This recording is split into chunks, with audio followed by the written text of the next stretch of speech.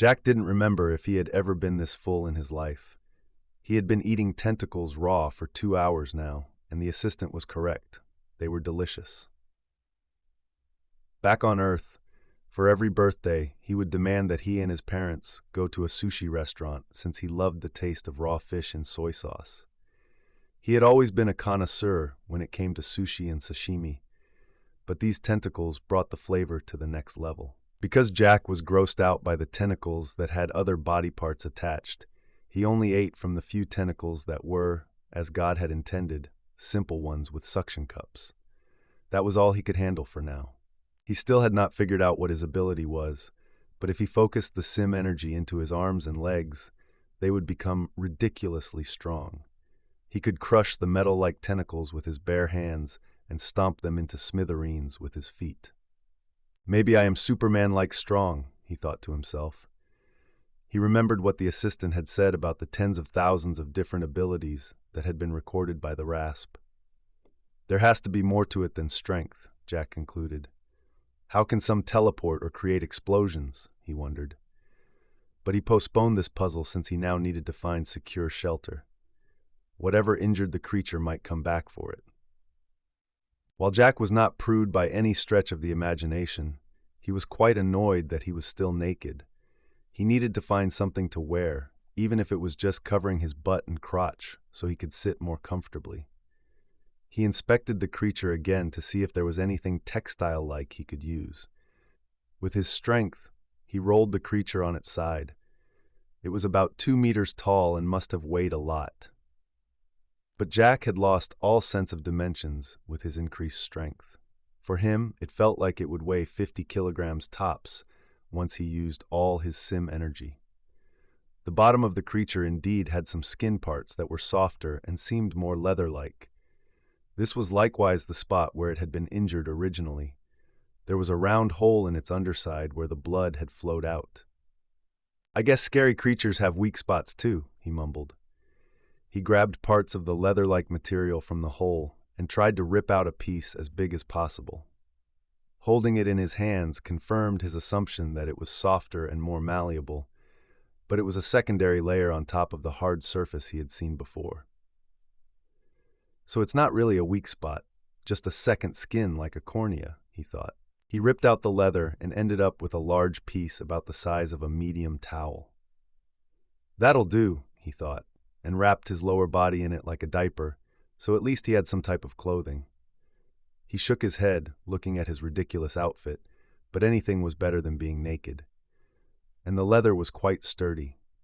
He then took as many big pieces of leather as he could and turned one into a bag, while another was used to store some extra sashimi for the road. I can't believe how good it tastes, he mumbled with a full mouth. He placed the extra leather and food supplies into his bag and walked toward the edge of the crater. As he was walking, he saw a shiny stone sticking out of the creature's head, which he had accidentally split open during his ability experiments. It looked like a single crystal he had seen in his chemistry class a long time ago. Such crystals will grow and have perfect rectangular shapes since their growth reflects their molecular geometry. Fascinating, he said, grabbing the stone out of the creature's skull. He subconsciously licked his fingers afterward and then paused. I did not just do that, he mumbled in embarrassment. This place has an effect on me. He started moving in a random direction since each one looked the same to him. To find his way back, he punched a hole into the ground with one finger every few meters to leave a discreet trail. He had become versed in strengthening his body with sim energy, so punching a hole into rock was easy now. He even tried jumping really high by strengthening his legs, but abandoned the idea. Being seen by everyone was the last thing he needed right now. His visibility in this dark purple fog was about 200 meters, but when he circulated sim energy into his eyes, he could see approximately 1,000 meters in every direction. This helped avoid threats, but he still did not know where he was going. He had enough food for a few days, but was lacking water.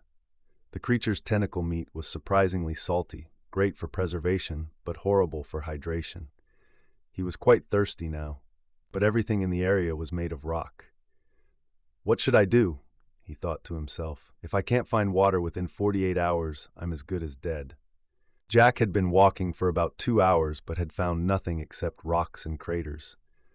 Every once in a while, he saw some movement, presumably giant creatures in the distance, and changed directions to avoid them. Some looked completely bizarre, and he even saw 2 flying creatures and one that was at least 8 meters tall. Their movements seemed strange, with some moving in slow motion and others moving as if they were sped up.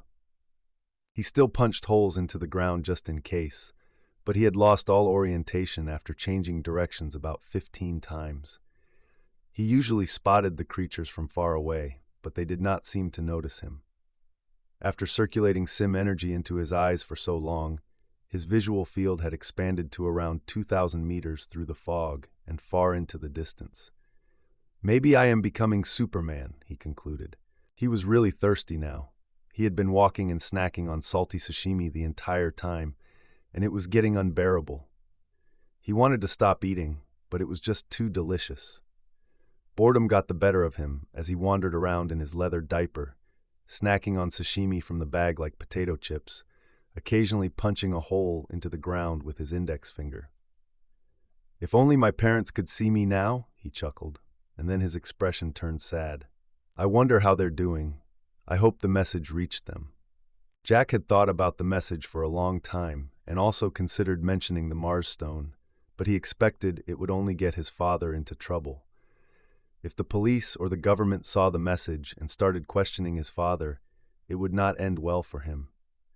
And there was nothing in it for him, so Jack left it out.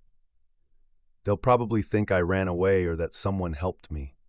Or maybe they won't think at all and just trust in God, he pondered. I'll trust that they'll handle it well. Then Jack suddenly stopped. Fuck this, he said aloud. I'm thirsty. He dropped his bag and went down on his knees, placing his ear to the ground like an American Indian seeking buffalo. He had been thinking of ways to find water for a long time, and this was one idea. Channel as much sim energy into his ears as possible to detect groundwater. He had listened near the ground almost every time he punched a hole, but to no avail. This time, though, he felt good about it because he had heard some faint white noise for a few minutes, and he was sure it came from underground. He had seen no creatures for 2,000 meters in any direction, so he could execute his plan, digging for gold. He listened carefully and clearly heard the flow of water. His mind went wild with thirst. Imagine eating 20 bags of potato chips without water, he mumbled to himself. That's how I feel. He knew destroying the rocks below would be easy, but he was unsure how far he had to dig. Estimating was difficult with his dramatically improved hearing. Yet as he walked, he could only faintly hear creatures in the distance, while the water flow was noticeably louder. Because it should be harder to hear through rocks and ground, he concluded it must be only a few meters below the surface. So he began digging by stomping into the ground, crushing the rocks as though they were sugar. After 20 minutes of digging, he felt a cold splash on his legs. He had finally reached groundwater. Like an addict desperate for a fix, he squeezed his arms into the hole and formed a cup with his hands to let water flow in. It looked clear, good enough for him, and he crouched down to drink from his hands, his leather diaper sticking in the air. He kept drinking as much as he could. Then he sat to circulate his energy for 20 minutes, took a piss in another crater, and drank more fresh groundwater. He felt great. He had eaten well, had clean water, and was no longer naked. In Jack's book, that was a good day. He was no longer dying in the hospital. He looked down sadly, thinking of his parents again. Well, one step at a time, he said, getting up to fill the leather drinking bag he had made from his leftover hides. He had found that if he squeezed 2 parts of leather with enough strength, they almost glued together. It must have been a property of the hide, but it was very convenient. He had turned his diaper into something closer to shorts, and the bag was now a proper pack hanging on his back.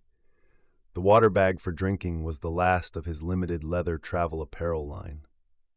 After filling his water bag, he looked around for a good cave to rest in. His vision had extended to a large distance, and he could see a mountain range that might be perfect. No creatures were in sight for now.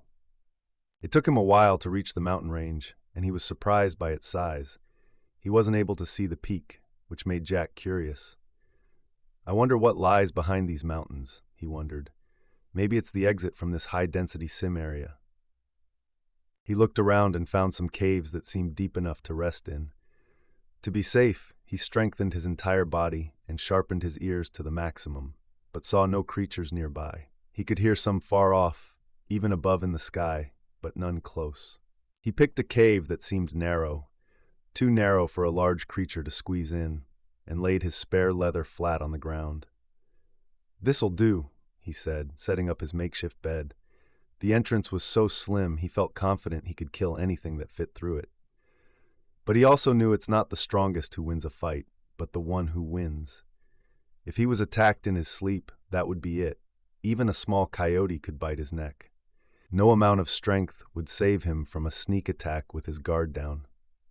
From his time as a mixed martial arts competitor, he had learned no one has a perfect game. There are no absolute rankings. The number 1 can be beaten by the number 3, and the number 3 can be beaten by number 10. There are good and bad matchups, weak spots, freak accidents, and bad days. Even Superman can be killed. He swore never to underestimate any threat. He hadn't fought for his life just to die through overconfidence. Jack used sim energy in his hands to flatten the ground, feeling like a masseur creating a comfortable, even sleeping spot. Then he took a large boulder and moved it in front of the cave's opening to ensure the cave was invisible from outside. He also wanted to guarantee he'd hear if any predator tried to enter. He placed the leather bed on the ground again and lay down. He hadn't felt cold once since arriving on this planet. He wondered if that was also an effect of the sim energy. With hands behind his head, he pondered all that had happened, circulating the sim energy diligently as the assistant instructed. It had been a crazy day. He was no longer bedridden or fading away. Jack felt both scared and empowered. His life had taken a horrible turn, hurling him into a place that looked closer to hell than he had ever imagined, but it had also given him life's greatest gift: hope. He hoped to see his parents again. He hoped to see his old home again. He hoped life could be good to him once more. With these thoughts, he closed his eyes and gradually drifted into a dream world. Jack sank into a deep sleep. "Jack, can you hear me?" the assistant said.